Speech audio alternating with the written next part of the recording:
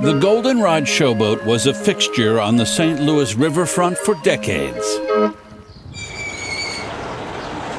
But today, all that remains of the largest showboat ever to travel the Mississippi River is jammed into a couple of storage lockers in Jerseyville, Illinois. Got a sample here of some of the old wallpaper from the showboat. They've got sheet music in here. The big chandelier from the theater is right here. You know, telling the story about it, you know, it makes me light up because it's Americana. It's history that you cannot replicate anywhere else. We have all the stage lights from the showboat. Jake Medford was never on the showboat in its heyday. He's only 27 years old. But much of his youth has been spent getting to know the Goldenrod in her dotage. When I got involved and started getting on board more and more, that's when you really fall in love with the place, and it was just amazing. By day, Jake runs his family's gas stations and serves as the minister at Jerseyville's Church of Christ. But much of his free time is spent saving the Goldenrod's soul. It had a rough life going throughout history, but the amazing thing is these showboats were built to last roughly 10 to 15 years. That's all they would last. But this one lasted, you know, much, much longer. She endured crashes, fire, and foreclosure. And yet the Goldenrod continued cruising through 15 states from 1909 until 1937, when she docked in St. Louis for repairs and ended up staying for more than 50 years. Then, in 1989, the city of St. Charles bought the Goldenrod and moved the showboat to their riverfront. But within a few years, the need for expensive repairs brought down the curtain.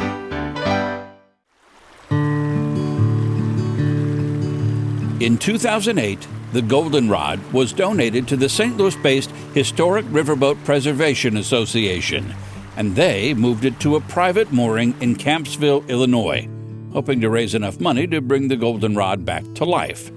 And Campsville is where Jake Medford, who was 19 at the time, first discovered the Goldenrod when he and a friend thought it would be fun to climb aboard and take pictures. Once we took the photos, that's when we started taking time to look up the history.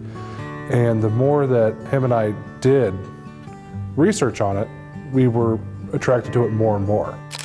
Jake got in touch with the preservation group to see if they wanted any of his pictures. Turned out what they needed was someone who lived near the boat to be its caretaker. Jake got the job. We kept a sample of each glass that was on the showboat. The idea was to try to keep the boat intact while raising money to restore it. But in 2014, while trying to reposition the boat at the mooring site, the hull was damaged beyond repair. And that's when the decision was made to start removing all the artifacts. We have some of the costumes still. A lot of people will recognize some of this from the ceilings. Apparently another prop, you know. Once all the artifacts had been removed, the plan was to dismantle the rest of the boat, store the lumber, and someday rebuild it.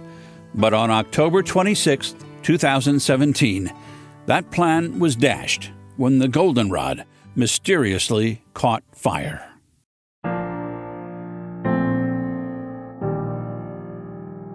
I was lost.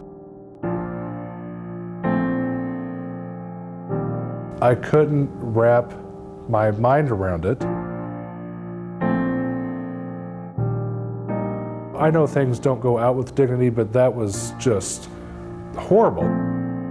A few spent fireworks were found around the boat, but no one has ever really figured out what caused it to burn. We kept everything we could. This is an old menu. Now the plan is to find a museum interested in exhibiting what remains of the grandest showboat ever to travel the rivers of America. Keeping its story alive, that's important, because otherwise it's going to be lost forever. I never gave up on it, no. And that's why I'm still here.